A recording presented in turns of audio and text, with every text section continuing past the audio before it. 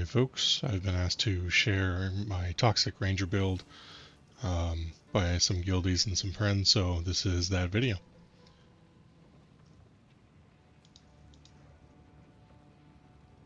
Forgive the lack of formatting, I'm not really a YouTuber. So this is Path of Exile 2, this is my Toxic Ranger build.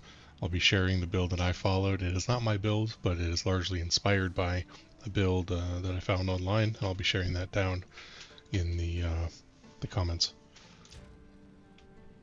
So as you can see, I'm level 52. Evasion 88, I'll get into that as to why that's important.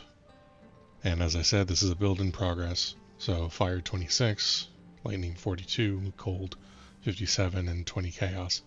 That 20 chaos is largely coming from my unique ring here. And I'll get into my gear in just a moment.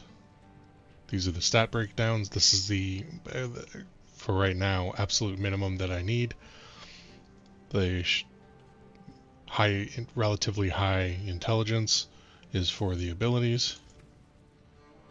And this uses gas arrow rather than poison burst or anything like that. So with bow shot, gives me stun and poison. With gas arrow, deadly poison for more poison. Comorbidity for +1 poisons. And scatter shot for more projectiles to lay the poisons down faster. Vine arrow is no longer a DPS or assist. It is a assist turret. It gives me Font of Blood, Font of Mana, and Font of Rage. That gives me life regen, mana regen, and rage build. And rage builds my attack damage. So if I stand near that, this is for the bosses, or very particularly hard rares. The DPS is irrelevant. It gives me regen. Escape shot, just for those rare occasions where my movement speed isn't enough. So that's a deep freeze and cold infusion just to put them on ice. Plague Bearer, this one's really handy. This is a AoE burst centered on you. Magnified effect, so it's larger. Chaos Mastery and Physical Mastery, so it's higher level gem. So what that does is, as you do your poison damage from your normal attacks from gas arrow, this stores 4% of the expected damage up to 100%. When you have 100%, you can burst it, and it'll hit everything in the area and pretty much wipe out whatever's around you. It's very handy for getting out of positions where you're stuck, because we've all been body blocked into a corner before. Next one is Toxic Growth. This makes you leap into the air and spray these little poison pods down on the ground, which then explode when exposed to toxic gas. Or any kind of poison, that's the easiest way to do it. And then I threw Corrosion on there to break armor, so you can lay that down on a boss, break his armor for more physical.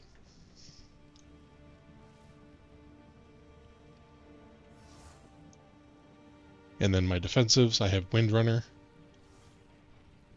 with more stun threshold, and I have Ghost Dance that has a fast forward, so it comes up faster.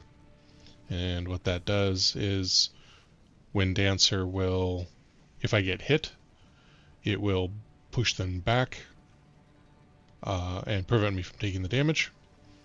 And Ghost Dance does much the same, but it does it with Energy Shield, but it doesn't push them back. It just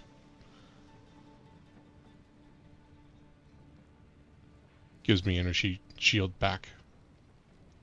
So those two and WASD are my main defensives, just being speedy.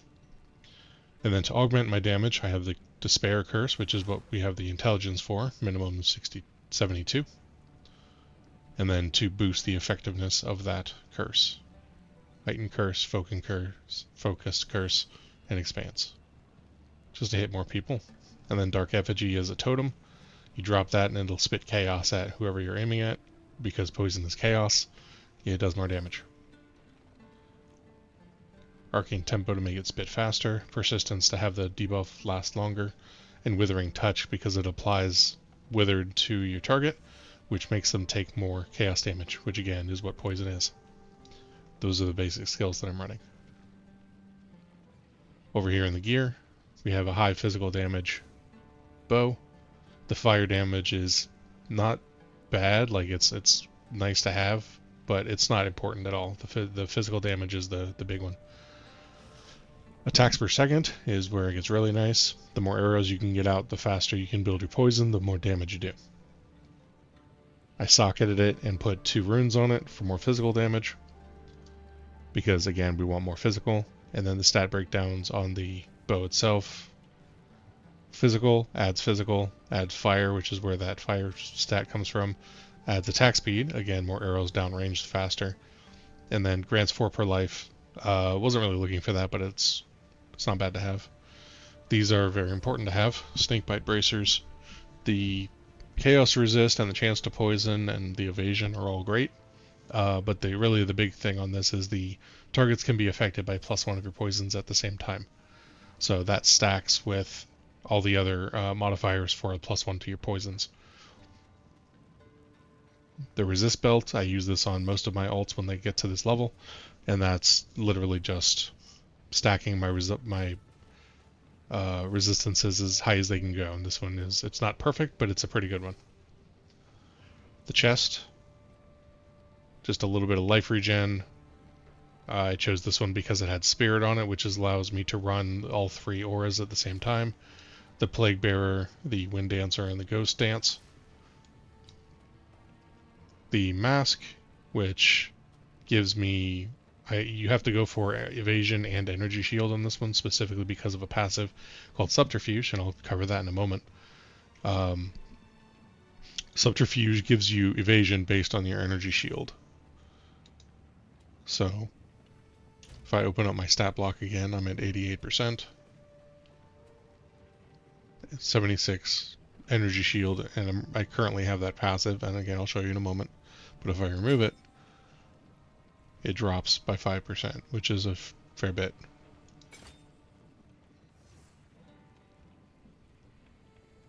For the neck, I'm running Sure-Footed Sigil, unique.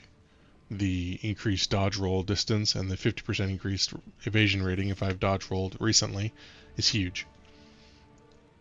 So it's 50% on top of my 88. So evasion rating of 7200, 50% on top of that. I'm running roughly 90%,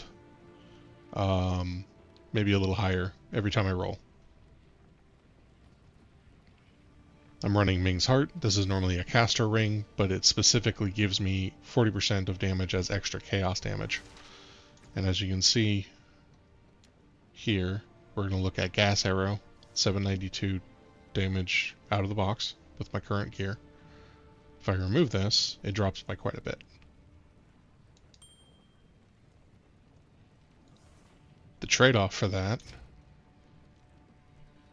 is Ming's Heart reduces your defensives. So I'm looking specifically at the evasion rating here. So it's 89. If I put that on, it's 88. And I get more life if I'm not wearing it as well. But the damage trade-off is great. You generally only want to run one of these just because the reduction in defenses is not worth the extra damage with 2 of them, at least for me. The other ring is just something I've been wearing. I found it. Little bit of resist, a little bit of accuracy, some leech for mana. It's not wonderful. Like I said, I just picked it up. The boots, I'm running Corrupted Wanderlust. This is really important just for the movement speed. The rest of the stats aren't really anything to write home about. Just the movement speed and the unaffected by slows. So you can't be chilled and slowed down. And then the quiver that I'm running, the major point on this one is the 50% increase with damage with bow skills. That's huge. The accuracy also huge. You want to be able to hit your targets. Crit chance, attack speed. This is a pretty solid quiver for this level.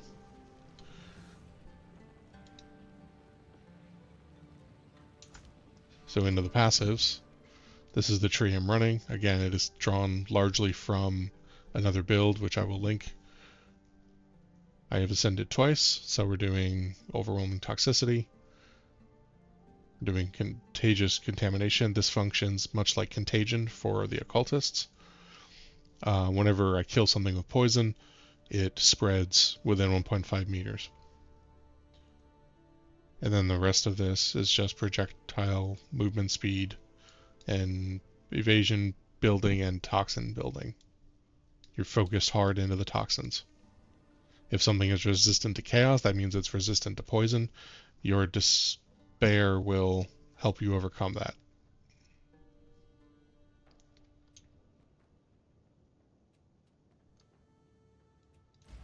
So we're going to run a map now.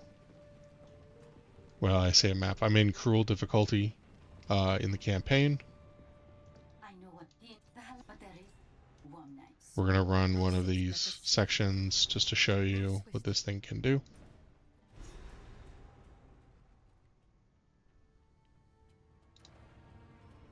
We're going to go to the Trader's Passage and fight Babala.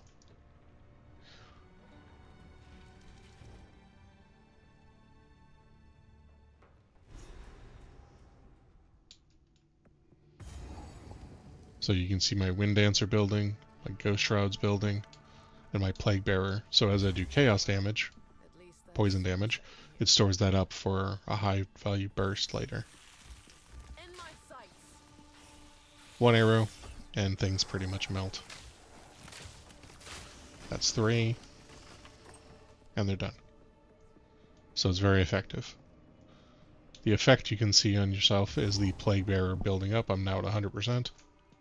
So it's very quick to build with all the poison damage that you do.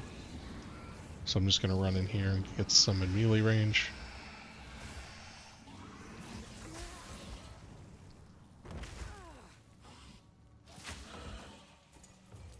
So they put a bleed on me, but my Wind Dancer took most of that hit. And then you saw the burst, it took care of most of those mobs, and that one down to like 1% of his health, but he was a blue special mob.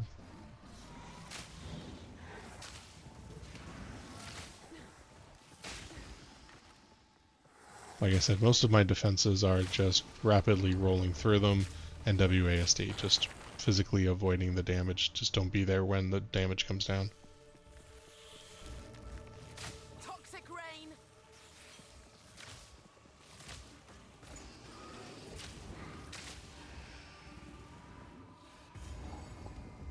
I did not know where Babala is, I just got lucky into the placement.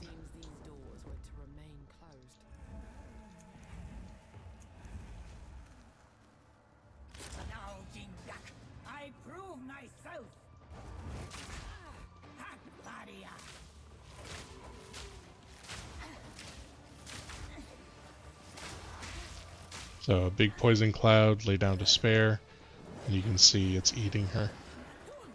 We're gonna avoid the daggers, poison her kid.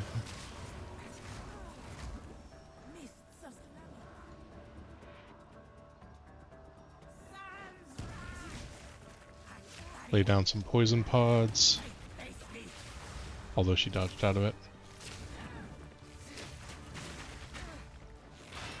And now her armor's broken, so she takes even more.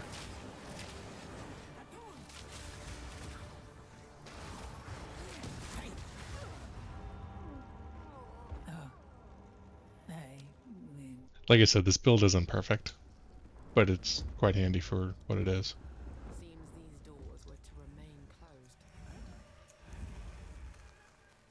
Once I do this fight, I'll show where this build is going and how you can make yourself almost unkillable if the build guide is to be believed.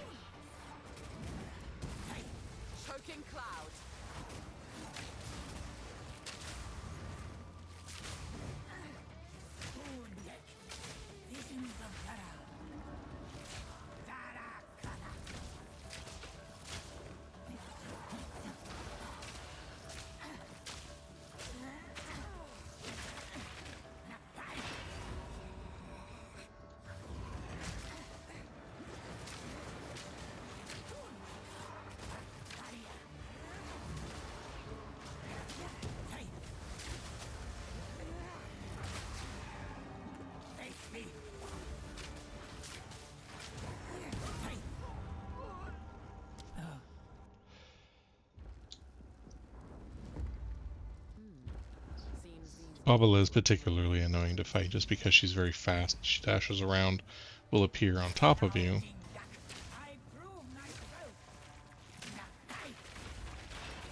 and this build isn't the tankiest yet.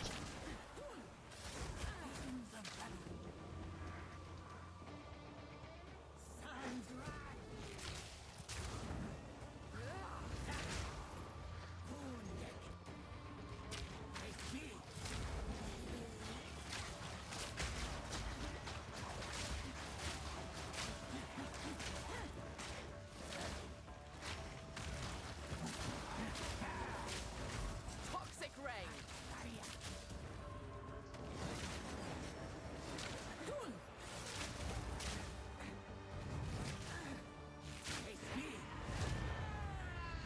So, third time's the charm. No pods this time, just let the poison do its work. So that's what you're bringing me. A murder attempt and an old coin. So what I was talking about for the passives.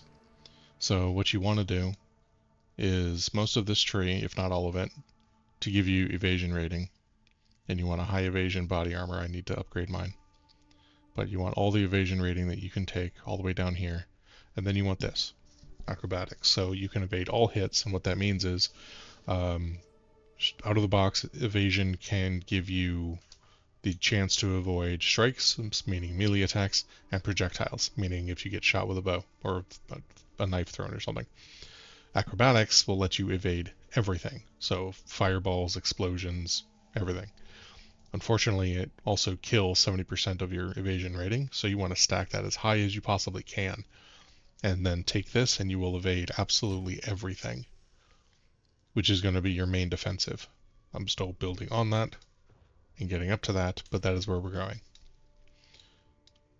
And then similarly, you want a high ES energy shield mask specifically for this. Subterfuge mask gives you 2 evasion rating per 1 energy shield. Mine is meh, but I'm using it just for now. So this is the one I found. Eventually, when I get up to level, which should be here shortly, once I hit level 55, I can use the mask from one of my other characters who happens to be a caster, and it's very high ES. So that'll be that's where I'm going with that. I shall overcome.